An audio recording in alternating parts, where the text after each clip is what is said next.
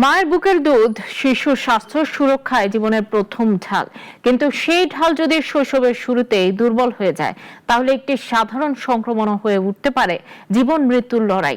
হামে আক্রান্ত শিশুদের নিয়ে নতুন এক গবেষণায় উঠে এসেছে নাড়া দেয়া তথ্য।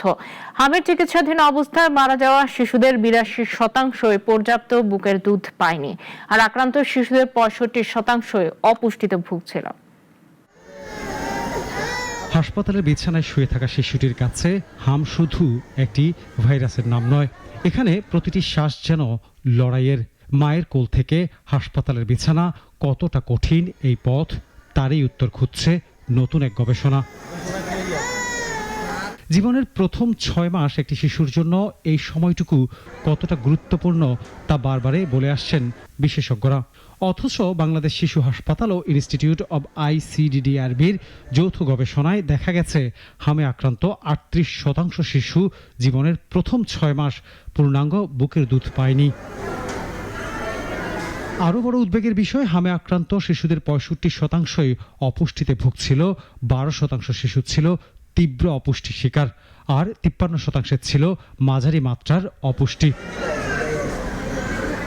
অর্থাৎ হাম যখন শরীরে আঘাত করেছে তখন অনেক শিশুর শরীরই ছিল আগে থেকেই দুর্বল, আর সেই দুর্বল শরীরের লড়াইটা কখনো কখনো থেমে গেছে চিরতরে। মিজেলসের মতো অসুখ থেকে আমাদের শিশুদেরকে বাঁচাতে হলে হাজার হাজার ভেন্টিলেটর, ICU এবং হাসপাতাল দিয়ে কিচ্ছু হবে না।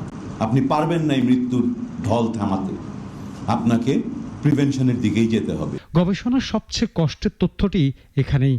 চিকিৎসাধীন অবস্থায় যেসব শিশু মারা গেছে তাদের ৮২%ই পর্যাপ্ত বুকের দুধ পায়নি। গবেষণাটি চলতি বছরের মে থেকে এখন পর্যন্ত হাম ও হাম সন্দেহে ভর্তি ৩৫৪ শিশুর তথ্য বিশ্লেষণ করা হয়েছে। গবেষণাটি এখনও চলমান রয়েছে।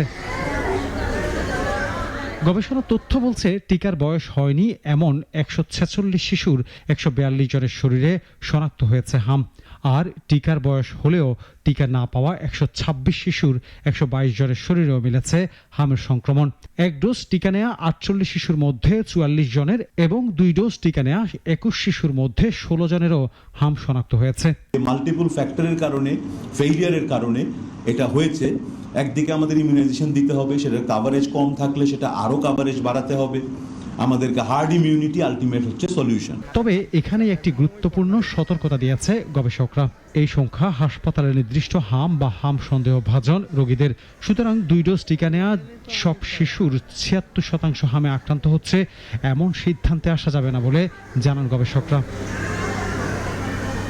টিকা নেওয়ার পর সংক্রমণের পেছনে অ্যান্টিবডি কমে যাওয়া, অপুষ্টি কিংবা ব্যক্তিভেদে অন্য স্বাস্থ্যগত কারণ থাকতে পারে বলেও মনে করেন তারা। আনোয়ার হোসেন, নাগরিক, ঢাকা।